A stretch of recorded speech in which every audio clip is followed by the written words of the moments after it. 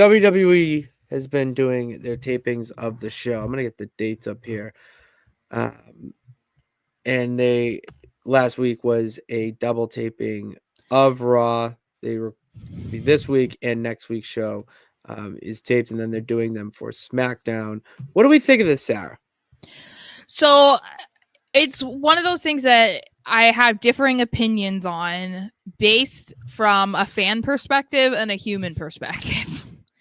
So, from a human perspective, I am so happy that Triple H is actually following through with his word about allowing talent and backstage workers and whatever to have more time off around the holidays to actually spend time with their family and friends and like not have to be on the road working and missing these times that you can't get back, right? So like I'm thankful that he's doing that because it's been far too long that Vince, didn't do that. It's like they had shows on Christmas. It's like Vince did not give an F.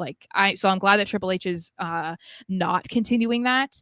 But from a fan perspective, of course, I hate it because everything gets spoiled online, whether you want to see it or not. Unfortunately, it's nearly unavoidable.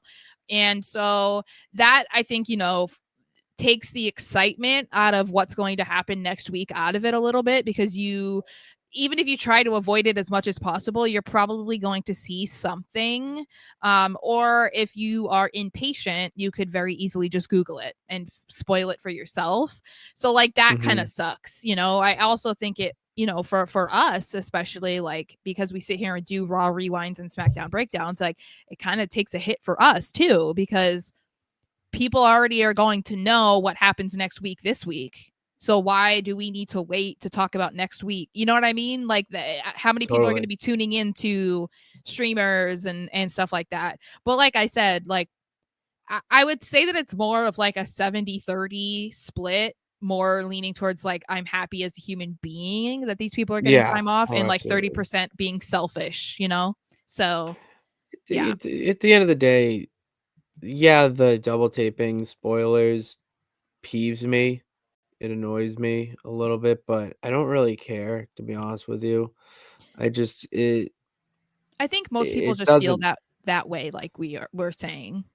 Yeah, it just doesn't matter. Like it's spoiled cool. Like we're gonna still be on this show and talking about it. It's just if you heard the spoiler or not. Like we're just gonna talk about it. So on that end, it just makes it's a little harder to really in. So you have to be a little bit more creative on our end to make why you watching the Raw rewind if it already happened and we know some shit that happened. It just didn't Yeah. air yet. Yeah. Like, it's a different era.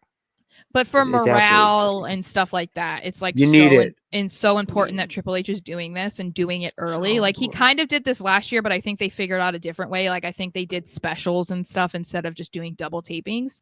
But yeah. it's definitely a better way to like keep, like I said, morale up, and like also helps for people who have never been in WWE, or maybe they have before but hated the traveling schedule. This can like bring people in, because I think that in a way, knowing how intense the travel schedule is in WWE, there's going to be people who specifically don't want to go to WWE, even if it was their dream, because of the schedule. And that might be why they pick to go to a place like AEW, because it doesn't travel too much. You know what I mean? Like not anywhere near as much as WWE. So like this works for them too, to try and build rosters over the years.